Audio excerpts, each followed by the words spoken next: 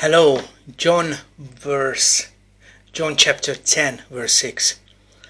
Jesus used this figure of speech, but the Pharisees did not understand what he was telling them. Therefore Jesus said again, Very truly I tell you, I am the gate for the sheep. All who have come before me are thieves and robbers, but the sheep have not listened to them. I am the gate. Whoever enters through me will be saved.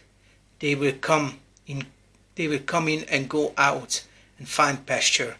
The thief comes only to steal and kill and destroy. I have come that they may have life and have it to the full. That is a very rich section theologically. There's a lot to talk about, but I think one of the main things to remember is he's not talking about the Old Testament prophets. He's talking about the self-appointed spiritual leaders. He's talking about the ones who were supposed to lead Israel, who were supposed to look after Israel, take care of them, but they never did. All they did was building their power, their empire. And that is why Jesus said that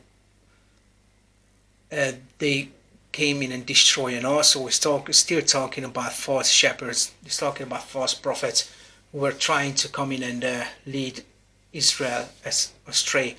And in a sense, he's right. Think about the Old Testament in the Near Eastern groups from that area, the Jebusites, and the others, the Canaanites. They are nowhere to be found, but the Jews are still there, and it's been like that for thousands of years. And you can distinguish between the Jews and the Arabs, for example, the Muslims, because the Muslims, they were congregated in one area, like the Arabian Peninsula, the north of Africa. But if you think about the Jews were all over the place, they were all over the world, yet they still managed to retain their national identity, their Jewish identity. And I think it's fascinating, and because they managed to keep their faith in the Lord, and that faith held them together. There's an interesting guy on the internet called Peter Santalini, I think, or Santalino, and he's going about the world looking at different groups of people, and he was looking at the Jews as well, and that's what he found. That he found it fascinating how this Jewish mentality is still intact even after such a long period in history. Verse 11 says, I am the good shepherd. The good shepherd lays down his life for the sheep. The hired hand is not the shepherd and does not own the sheep. So when he sees the wolf coming, he abandons the sheep and runs away. Then the wolf attacks the flock and scatters it. The man runs away because he is a hired hand and cares nothing for the sheep. This is how you can tell whether it is somebody's calling to look after the shepherd, that he would even be able to build people up, even if there would be no monetary what's the word I'm looking for?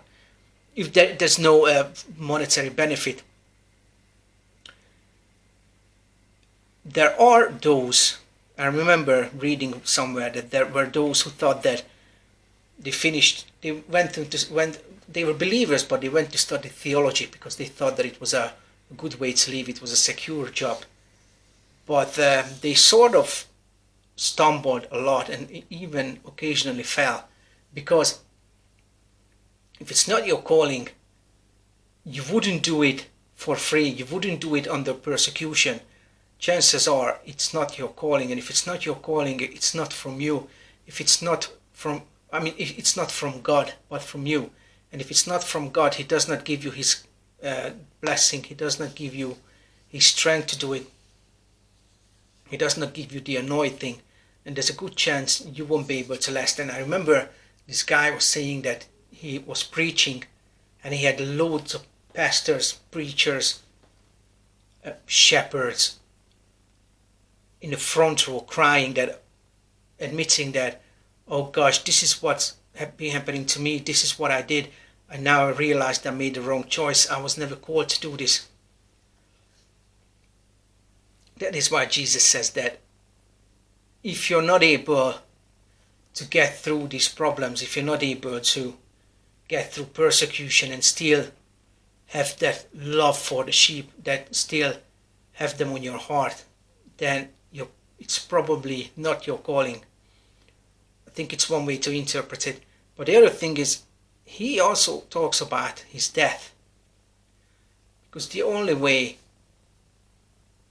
that the sheep was to be free, truly, that the only way we could be released from the hold of the death was through the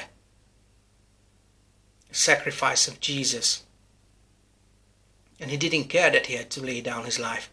This is why I said that the good shepherd, the ones who are truly, truly wanting to build up the flock, or those who would do it no matter what, as long as they breathe, as long as they have strength to move, then all they think about is how to build others up. Amen.